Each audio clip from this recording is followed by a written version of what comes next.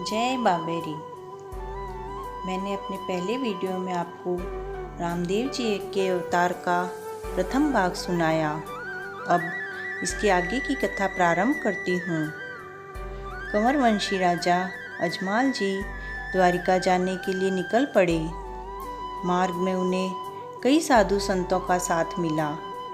मार्ग में कई कठिनाइयों और परेशानियों का सामना करते हुए और साधु संतों के साथ भजन कीर्तन करते हुए भक्ति में लीन गाते बजाते चले जा रहे थे।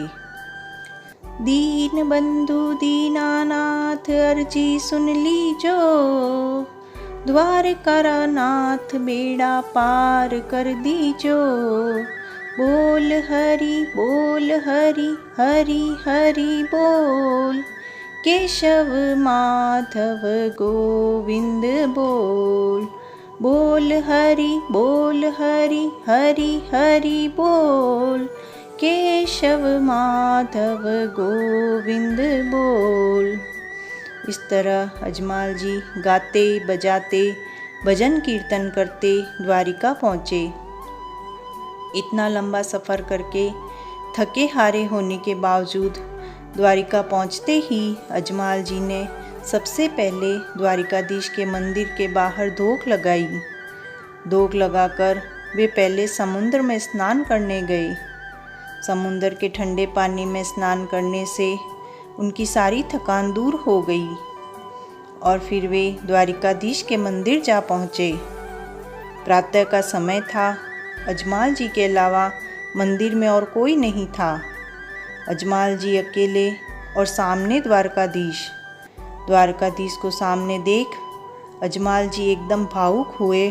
आँखों में आंसू लिए वे हाथ जोड़े शांत खड़े अवश्य थे, परंतु उनके हृदय में तो मानो तूफान उठ रहा था।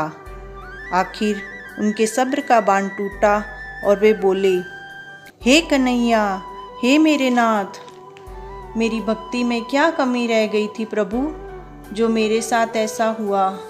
मेरे गांव के किसान आज मेरा मजाक उड़ा रहे हैं। क्यों आज तक आपने मुझे संतान के सुख से वंचित रखा। हे मेरे द्वारकाधीश, बोलो, मेरी बात का जवाब दो। आज तो आपको मेरी बात का जवाब देना ही पड़ेगा। अजमाल जी का क्रोध बढ़ता ही जा रहा था। क्रोध में जब इंसान कुछ बोलता है या कुछ करता है तो कभी कभी तो उसे होश ही नहीं होता कि वह क्या बोल रहा है या क्या कर रहा है। ऐसी ही स्थिति अजमाल जी की थी।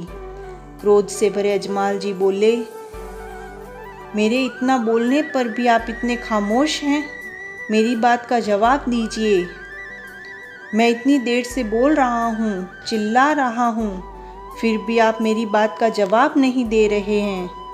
गुस्से में अजमाल जी को और कुछ नहीं सूझा तो उनके पास जो लड्डू थे उन्होंने वह भगवान की मूरत पर दे मारे। तब उसकी आवाज़ से मंदिर के बरामदे में सो रहा मंदिर का पुजारी जाग गया और दौड़ता हुआ आया। आकर उसने अजमाल जी को देखा। अजमाल जी की तो क्रोध के कारण आंखें लाल हुई थी। तो पुजारी ने अजमाल जी से पूछा, कौन हो भाई, इतनी सुबह यहाँ इस तरह क्या बात है। तब अजमाल जी बोले, मैं द्वारिकाधीश से मिलने आया हूँ। अजमाल जी ने अपना परिचय पुजारी को देते हुए कहा, मैं द्वारिकाधीश का परम भक्त कंवरवंशी राजा अजमाल द्वारिकाधीश से मिलने आया हूँ। अपने सवालों के जवाब मांगने आया हूँ, लेकिन मेरे नाथ, मेरे द्वारकाधीश मेरी बात नहीं सुन रहे, ना ही मेरी बातों का जवाब दे रहे हैं। तब पुजारी बोला, मेरे भाई, ये जवाब कैसे दे सकते हैं, ये तो भगवान की मूरत है। तब अजमाल जी बोले, तो द्वारिकाधीश कहाँ हैं। तब पुजारी भी असमझ में पड़ गया कि अब इनको क्या कहूँ, क्या जवाब दूँ। पुजारी को और कुछ नहीं सूझा तो उसने कह दिया कि द्वारिकाधीश तो अथाह सागर की गहराइयों में विराजमान हैं। ठाकुर जी से मिलना है तो तुम्हें वहीं जाना पड़ेगा। तब अजमाल जी बोले, मैं जाऊंगा, मैं इतनी दूर से प्रभु से मिलने आया हूँ तो मैं अवश्य वहीं जाऊंगा। मुझे तो बस द्वारिकाधीश से मिलना है। मैं उनसे मिले बिना, अपने सवालों के जवाब लिए बिना यहाँ से वापस नहीं जाऊँगा। मुझे उनसे मिलने समुद्र में जाना पड़ा तो मैं समुद्र में भी जाऊँगा। ऐसा कहकर अजमाल जी मंदिर से बाहर आकर सीधे समुद्र की ओर चल पड़े। उनके तो सर पर बस एक ही धुन सवार थी कि कैसे भी हो मुझे द्वारिकाधीश से मिलना है। द्वारिकापुरी का विशालकाय समुद्र में ऊंची ऊंची लहरें उठ रही थी। समुद्र के पास आ पहुँचे अजमाल जी ने अपनी जान की परवाह किए बिना प्रभु से मिलने की धुन में गहरे समुद्र में छलांग लगा दी। छलांग लगाने के बाद जैसे जैसे वे पानी की गहराइयों में जाते जा रहे थे, वैसे वैसे उनका शरीर अचेत होता जा रहा था और सागर की गहराइयों में वे समाते जा रहे थे।